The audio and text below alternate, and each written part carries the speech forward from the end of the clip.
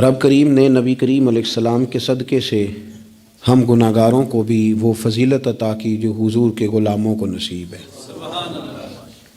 لیکن بڑا آدمی وہ ہوتا ہے جس کی سوچ بڑی ہو، جس کے افکار بلند ہوں، جس کی نگاہ پاک ہو، جس کا حوصلہ بڑا ہو۔ اللہ تعالیٰ نے ہمیں امامت دی ہے امتوں کی، لیکن اگر سوچیں سطحی قسم کی ہوں، ذہن چھوٹے چھوٹے مفادات کے ہوں، ساری زندگی انسان اپنی دکان کی، اپنی ذات کی، اپنے گھر کی، اپنی برادری کی سوچ سے باہر ہی نہ نکلے، تو وہ آفاقیت جو اللہ اور اس کے پیارے محبوب صلی اللہ علیہ وسلم ہمیں دینا چاہتے ہیں وہ ہمیں کیسے حاصل ہوگی؟ جو قومیں اپنے چھوٹے چھوٹے ذاتی مفادات کے لیے ملی سودے کریں، اپنا گھر بنانے کے لیے ملکوں کو مقروض کر دیں، تو وہ کیسے دنیا کی امامت کا فریضہ سر انجام دیں گی؟ ساری زندگی اگر انسان اس رٹے سے باہر نہ آئے کہ میں کیسے اونچا ہو سکتا ہوں، میرے بچے کیسے آگے جا سکتے ہیں، مال کیسے کما سکتا ہوں، یہ میرا گھر بہت بڑی حویلی میں کیسے بدل سکتا ہے، فیکٹری ایک کی 4 کیسے ہو سکتی ہیں، اور کوئی ملی کام ہی نہ کرے، تو وہ آفاقیت جو اسلام چاہتا ہے وہ کیسے پیدا ہوگی؟ اقبال کہنے لگے کہ عجب نہیں کہ خدا تک تیری رسائی ہو، پر تیری نظر سے پوشیدہ ہے آدمی کا مقام۔ تو بندے کو ہی نہیں سمجھ سکا تو وہاں تک تو کیا جائے گا؟ جب تک سوچوں میں وسعت نہیں آتی۔ دیکھیں نا، ڈاکٹر اقبال ہمیں کہتے ہیں کہ بازو تیرا توحید کی قوت سے قوی ہے، تو وطنوں میں، سرحدوں میں اپنے آپ کو قید نہ کر، تو اللہ تبارک و تعالیٰ کا نائب ہے اور خدا کے فضل کا تیرے اوپر سایہ ہے، بازو تیرا توحید کی قوت سے قوی ہے، اسلام تیرا دیس ہے اور تو مصطفی ہے۔ تو اپنے مذہب کو اسلام جان، اپنے وطن کو، اور تھوڑی بڑی سوچ پیدا کر، تھوڑا بڑا۔ اور اقبال کہنے لگے وقت فرصت ہے کہاں، کام ابھی باقی ہے، ابھی آرام سے بیٹھ گئے ہو، ابھی آرام سے بیٹھ گئے ہو۔ ابھی تو دنیا میں رسول اللہ صلی اللہ علیہ وسلم کے نظام کے جھنڈے کو بلند کرنا تھا، حضور کی آفاقی تعلیمات سے پوری دنیا کو تم نے روشناس کرانا تھا۔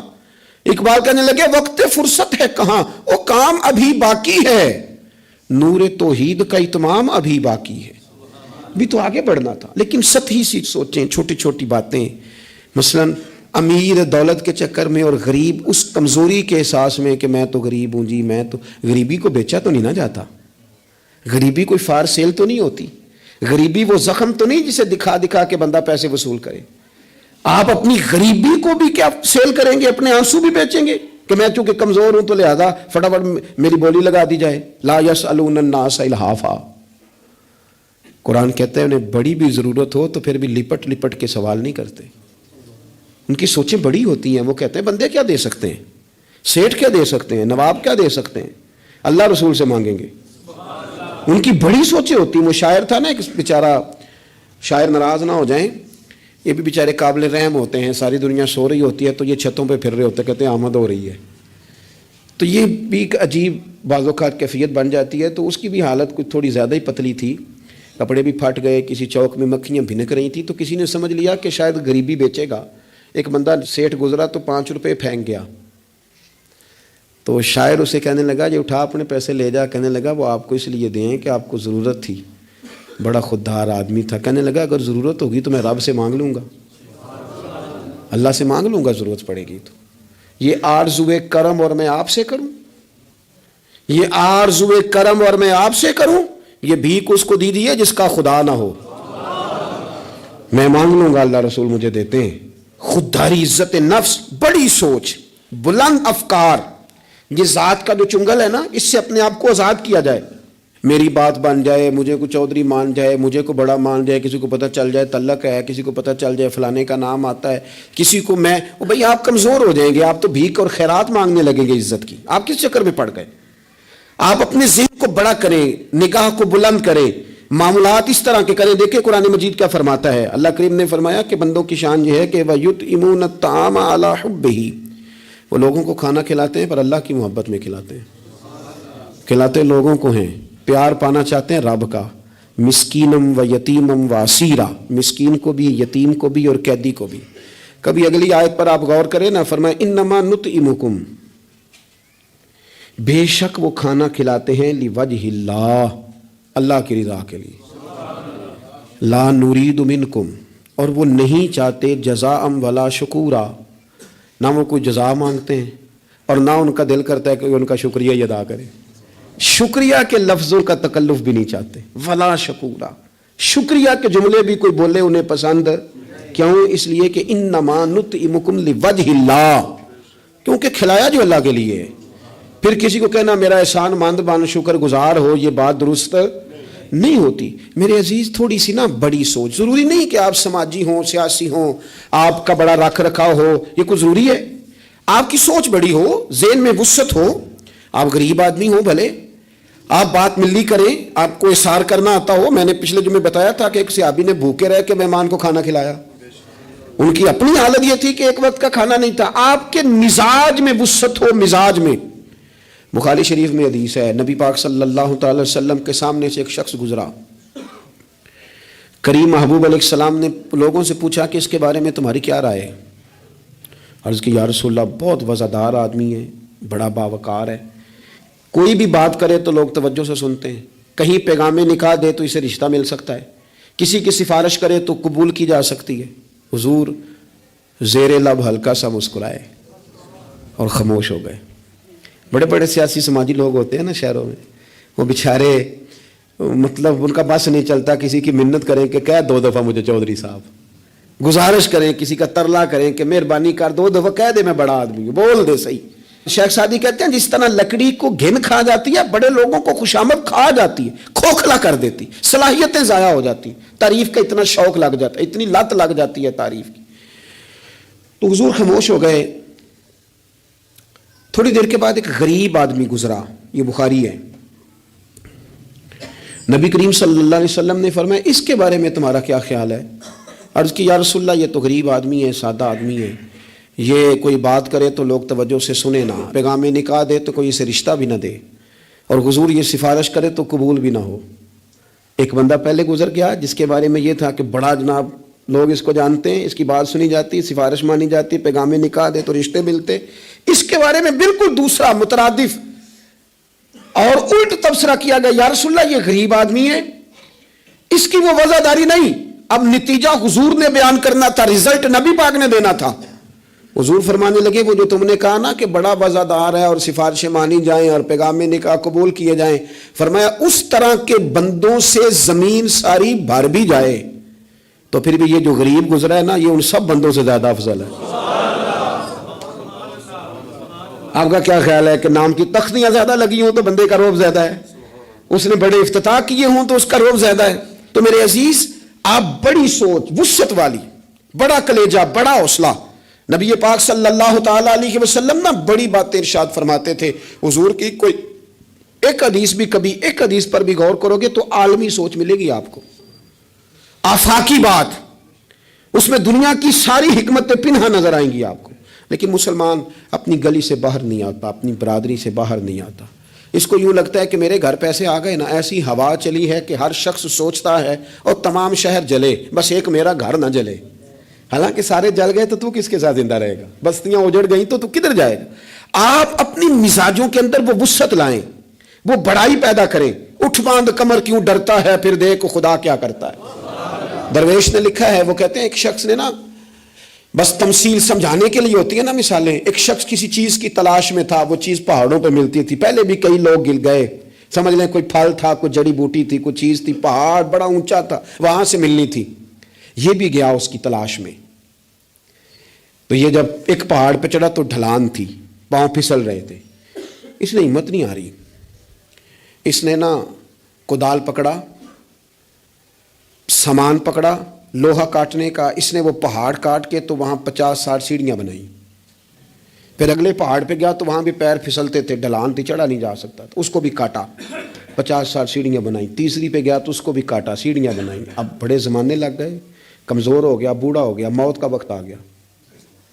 کسی پوچھنے والے نے کہا کہ تجھے ملا کیا؟ 3 پہاڑ کاٹ کے تو نے سیڑھیاں بنائی، تو پہنچ سکا نہیں، ملا کیا؟ کہنے لگا تمہیں پتہ ہی نہیں میں کامیاب کتنا ہوا ہوں۔ میں نے اکیلے نے وہ چیز نہیں پانی تھی، اس کو پورے شہر کی ضرورت تھی. جہاں تک میں نے بنا دیا ہے نا، اب جو سفر شروع کرے گا اسے اگلا سفر شروع کرے گا. اور میں نے 3 سیڑھیاں تو زندگی میں بنا دی ہیں نا، 3 تو میں نے بنائی ہیں. اب جو سفر شروع کرے گا وہ اس سے، اور میں کامیاب ہو کے جا رہا ہوں، میں نے اپنے حصے کا کام کر دیا. میں یہی کر سکتا تھا، یہی مالی دا کم پانی دینا اوتے پر مشکاں پاوے اگوں خالق دا کم پھل پھل لانا لاوے یا نہ لاوے تو ڈیوٹی تو کرنا، اپنی تو ڈیوٹی نہیں کرتا. ایک بابا جی بوڑھے تھے، ہاتھ کانپ رہے تھے، ہاتھ تو درخت لگا رہے تھے. ایک سیانا بندہ گزرا، اس نے کہا بابا جی نہ آپ نے پھل کھانا ہے، اتنی محنت کی کیا ضرورت ہے؟ وہ کہنے لگا پتر ہمارے پچھلوں نے لگائے تھے نا، ان کے پھل ہم نے کھائے ہیں. ہم سوچتے ہیں کہ ہم خود غرض نہ مر جائیں، ہم بھی کوئی پھل لگا دیں، چلو آنے والی نسلیں ہی کھا لیں گی. میں اگلی نسل کا سوچ رہا ہوں. بھائی ملی سوچے، قومی. آپ کچھ تو کر جائیں ایسا کہ پھر آنے والوں کو صفر سے نہ شروع کرنا پڑے. کوئی تو ایسی منزل ہو، کوئی تو ایسا رستہ ہو، کچھ تو آپ بنا کے دے جائیں، کچھ تو آپ کر جائیں. امام بخاری ہمیں بخاری بنا کے دے گئے، انہوں نے کہا لو میں تمہیں حضور کی سیدی سے جمع کر کے دے رہا ہوں، اب تشریح کرتے رہنا، اب پڑھتے رہنا، قیامت تک سناتے رہنا. لیکن وہ ہمارا یہ والا سفر انہوں نے ختم کر دیا کہ ہم جائیں، جا کے حدیث تلاش کریں، ڈھونڈ کے لائیں، اس کی صحت پر بحث کریں. او بھائی ہمارے بزرگوں نے جتنا کام کیا نا، ہمارے اسفار آسان کیے، ہمیں کچھ ملی کرنا چاہیے. باتیں میں نے کہا سمجھانے کے لیے ہوتی ہیں. جب صحابہ مدائن کی جنگ میں تھے نا، تو وہاں مال غنیمت کٹھا ہو رہا تھا. تو ایک صحابی بہت سارا مال غنیمت ان کے ہاتھ آیا، تو وہ سارا لے کے آئے، پر چہرے پہ کپڑا تھا، چہرے پہ کپڑا تھا. انہوں نے لا کے وہ مال غنیمت دیا. واپس جانے لگے تو لوگوں نے پوچھا یار تم اتنا مال لے آئے ہو اور تم رکھ بھی سکتے تھے، ہمیں کیا پتا تھا تمہارے پاس ہے، تو نام ہی بتا دو. تو کہنے لگے نام بتاؤں گا تو کیا کرو گے، تعریفیں ہی کرو گے نا. میں وہ تعریف کرانا چاہتا ہوں جو میرے رب کریم کی بارگاہ سے انعام ملے اور فرشتوں کی زبانوں پہ آئے. تم تو 1-2-4 منٹ کے لیے کرو گے، بات ختم ہو جائے گی. اور پھر کہنے لگے اگر تم نے ضرور ہی کرنی ہے نا تو میرا نام چھوڑو، میرے رب کی تعریف کرو جو تعریف کے قابل ہے. الحمدللہ رب العالمین، اس کی کرو تعریف. تمہیں میں کیوں نام بتاؤں؟ کہتے وہ چلے گئے صحابی چھوڑ کے. تو لوگوں کو اتنا تجسس ہوا کہ کوئی پیچھا کر رہا ہے، کوئی ان کے دوستوں سے پوچھ رہا ہے، کوئی ان کے قبیلے سے پوچھ رہا ہے. جب وہ سارے لوگ گھوم رہے تھے نا، اللہ اکبر، تو صحابی سے لوگوں نے کہا کہ آپ کے پیچھے تو لوگ لگ گئے ہیں. کہنے لگے دیکھ لو پھر، اگر میں نے اپنی تعریفیں روکی تھی تو میرے رب نے جگہ جگہ میری تعریفیں کرا دی، جگہ جگہ. اور میرے دل میں ابھی بھی نہیں ہے کہ میری تعریف کی جائے. تعریف اس رب کی ہونی چاہیے جو تعریف کے لائق ہے. ہم نا سطحی سوچے پیدا کرتے ہیں، سطحی. صاحب نے ایک جگہ پہ لکھا ہے، اس نے کہا یہ جہاں آج منگلا ڈیم ہے نا، یہاں پہلے میرپور شہر ہوتا تھا اصل. ایک جنگ میں جب یہ تباہ ہوا نا تو بڑا درد تھا شہر کے پرانے لوگوں میں کہ ہمارا شہر پھر سے آباد ہو جائے. کہتے ہیں میری ڈیوٹی تھی، ایک افسر میرے ساتھ اور تھا، جیپ میں جا رہے تھے، ایک بوڑھا آدمی اس کی بیوی ساتھ گدھے پہ 2 بوریاں رکھ کے گزر رہا ہے. ہمارا گاڑی قریب سے گزرنے لگی تو ہاتھ دے کے کہنے لگا پتر بیت المال کدھر ہے جہاں مال جمع کراتے ہیں، حکومت کی وزارت خزانہ کا دفتر کہاں ہے؟ کہتے میں نے بوڑھے کو دیکھا اور اس کی بیوی کو دیکھا، دونوں، ایک نے اس طرف سے بوری پکڑی، ایک نے اس طرف سے گدھا چل رہا ہے. میں نے ان سے کہا بابا کدھر جا رہے ہو اور یہ کیا ہے؟ کہنے لگے پتر ہمارا شہر تباہ ہو گیا ہے. تو میں نے اور میری بیوی نے کئی مہینے لگا کے ملبہ صاف کر کے چاندی اور سونا جمع کیا ہے، یہ 2 بوریوں میں بھرا ہے. پتر صحیح نظر بھی نہیں آتا، یہ پہنچانا ہے ذرا بیت المال میں تاکہ ہمارا شہر پھر سے بن جائے، حکومت کے خزانے میں پیسے آئیں، یہ بستیاں پھر سے آباد ہو جائیں. ہمارے بزرگوں کی، ہمارے بڑوں کی یہاں قبریں ہیں، یہ شہر بستا رہے، ہنستا رہے، لوگ یہاں آتے رہیں، کوئی ہماری قبروں پہ. کہتے ہیں میں نے بابے کے ہاتھ دیکھے تو چھالے سے بھرے ہوئے، اس کے کپڑے دیکھے تو پھٹے ہوئے، بوری سونے کی بھری ہوئی. کہتے ہیں میں رو پڑا. میں نے کہا تیرے قربان جاؤں، تو نے اتنی محنت کی ہے گھر بنانے کے لیے نہیں، شہر بسانے کے لیے. او بھائی کوئی شہر بسانے کو بھی تو محنت کرے نا، کوئی ملک بنانے کو بھی تو محنت کرے نا، کوئی دین کے آفاقی پیغام اور آفاقی قدروں کی بحالی کے لیے بھی کوشش کرے نا. سطحی سوچیں، تمام شہر جلے بس ایک میرا گھر نہ جلے. کوئی ایسا کام، کوئی ایسا معاملہ، کوئی ایسی چیز جو آفاقی ہو، جو بڑی ہو. آپ کی سوچیں اگر تھوڑی سی بھی وسعت پیدا کر دیں تو اللہ تعالیٰ اس میں آپ کے لیے برکت پیدا کر دیتا ہے. آپ تھوڑا سا ذوق پیدا کریں، تھوڑا سا. میرے اسا فرمایا کرتے تھے مدرسوں کے بچوں سے پیار کرتے رہنا، خدا اپنے بچوں پہ ویسے ہی رحمت کرتا رہے گا. کسی غریب کی اشکشوئی کرتے رہنا، گھر کا چراغ خود بخود ہی جلتا رہے گا. سوچیں چھوٹی ہیں، سطحی ہیں، ہمارا مفاد چھوٹا ہے، ہم اس کے اندر وسعت لانے کو تیار نہیں ہوتے، چھوٹا لالچ برپا کرتے ہیں، حضور بڑی سوچ دیتے. سراقہ بن مالک کہتے ہیں کہ ابو جہل نے کہا کہ 100 سرخ اونٹ ملیں گے جو حضور کو معاذ اللہ گرفتار کرے گا. میں 100 سرخ اونٹوں کے لالچ میں گیا اور میں حضور تک پہنچ گیا. وہ تو حضور نے حکم دیا تو زمین نے میرے گھوڑے کے پیر پکڑ لیے، اندر دھستے چلے جا رہے تھے. کہتے ہیں میں نے کہا کہ حضور میں 100 سرخ اونٹ کے لالچ میں آیا ہوں. اس زمانے میں سب سے بڑی سلطنت کیسر روم کی تھی، اور اس کی جو شے سب سے زیادہ مشہور تھی وہ سونے کے کنگن تھے. ظاہری طور پر بڑا بادشاہ اور بڑی چیز ہاتھوں میں. آپ خاص غور کریں میں کیا کہنے لگا ہوں. او سنگیو، وہ کہتے ہیں میں آیا تو 100 سرخ اونٹ کے لیے. تو حضور مجھے فرمانے لگے تو 100 سرخ اونٹ کے پیچھے میں ہے اور میں تیرے ہاتھوں میں کسرا کے کنگن دیکھ رہا ہوں. او بھائی اس سے باہر نکل، اب تو 100 سرخ اونٹوں سے، یہ بھی کوئی بات ہے؟ اتنا چھوٹا مفاد رکھنے کا کیا مطلب ہو؟ آپ اپنی زندگی میں بڑی اور آفاقی سوچ پیدا کریں. امام غزالی کہتے ہیں تو بانٹنے کا ذہن تو بنا، خدا تجھے بانٹنے کی توفیق بھی عطا کر دے گا. ذوق تو پیدا کر، لیکن نہیں، چھوٹی چھوٹی باتیں، تھکی تھکی باتیں، کچی کچی باتیں، کمزور کمزور سہمے سہمے سے لوگ، او حالات کے سہمے ہوئے لوگوں کو بتا دو حالات بدل جاتے ہیں، کوئی ایک جیسے نہیں رہتے. ہر وقت کمزور بات کرنی اور ہر وقت جناب انداز. حضرت سیدنا امام زین العابدین بڑا بانٹا، انہوں نے سوچ بہت بڑی تھی.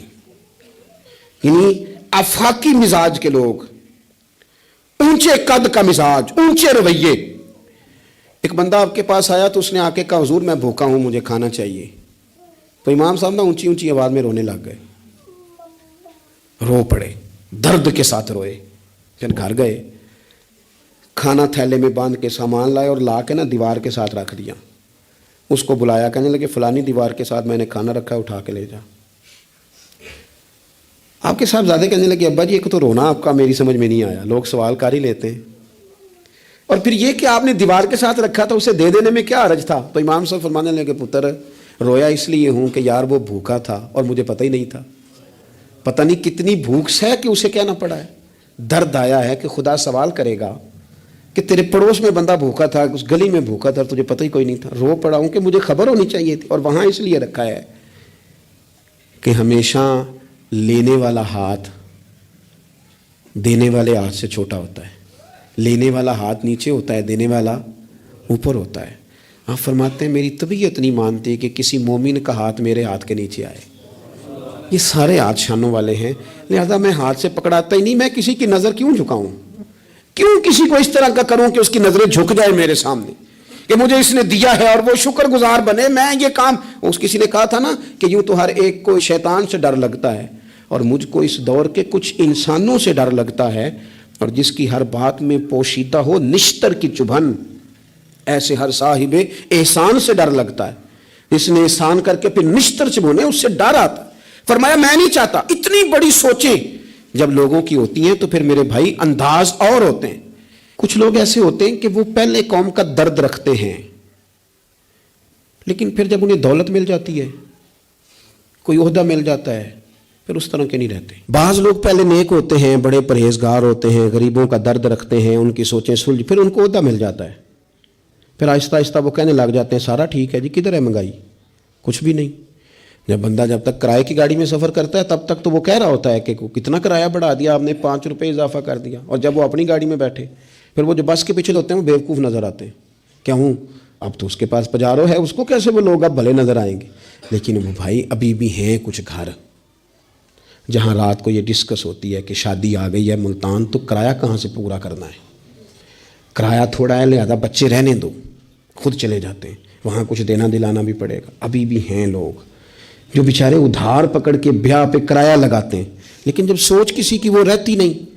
عبد الملک بن مروان بڑا نیک کہلاتا تھا، فقہا میں شمار ہوتا تھا، اتنی مسجد میں بیٹھ کے عبادت کرتا تھا کہ اس کو حمامت المسجد، مسجد کا کبوتر کہنے لگ گئے لوگ.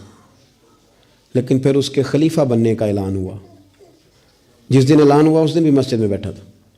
پھر اس نے قرآن مجید رکھ کے نا الماری میں تو کہنے لگتا ہے اب میری اور قرآن کی جدائی ہونے لگی. پھر وہ یہی شخص تھا جس نے حجاج بن یوسف جیسا ظالم آدمی گورنر بنایا، یہ وہی تھا جس کے دور حکومت میں حضرت عبداللہ بن زبیر جیسے لوگ شہید کیے گئے۔ بس وہ کیفیت ہی نہیں رہی، منصب مل گیا، عہدہ مل گیا تو ختم ہو گئی بات۔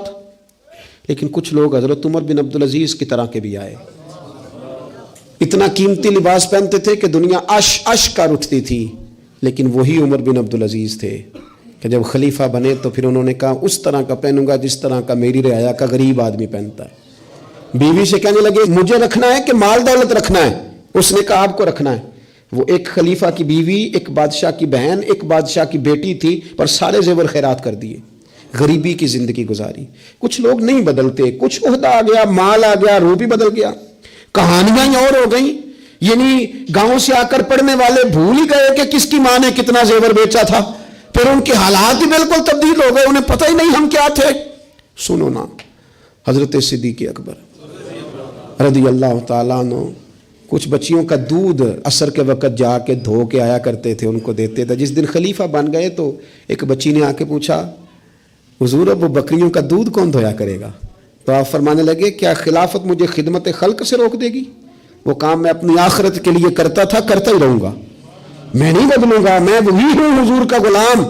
بلکہ کنز المال میں ایک روایت تو ایسی ہے کہ کلیجہ منہ کو آتا ہے، ایک اونٹ گم ہو گیا مال غنیمت کا، سیدنا فاروق اعظم اونٹ ڈھونڈتے ہیں، کبھی ادھر بھاگتے ہیں، کبھی میری ذمہ داری ہے، مجھ سے قیامت میں سوال ہوگا، اور یہ مسلمانوں کا مال ہے، میں اس کا امین، ادھر بھاگتے ادھر بھاگتے ادھر بھاگتے۔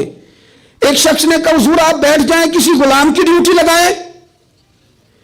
24 لاکھ مربع میل پر حکومت، علم بھی، فضل بھی، تقوی بھی، اور سب سے بڑھ کر عمر وہ ہے جن سے اللہ بھی راضی، رسول اللہ بھی راضی صلی اللہ تعالی علیہ وسلم۔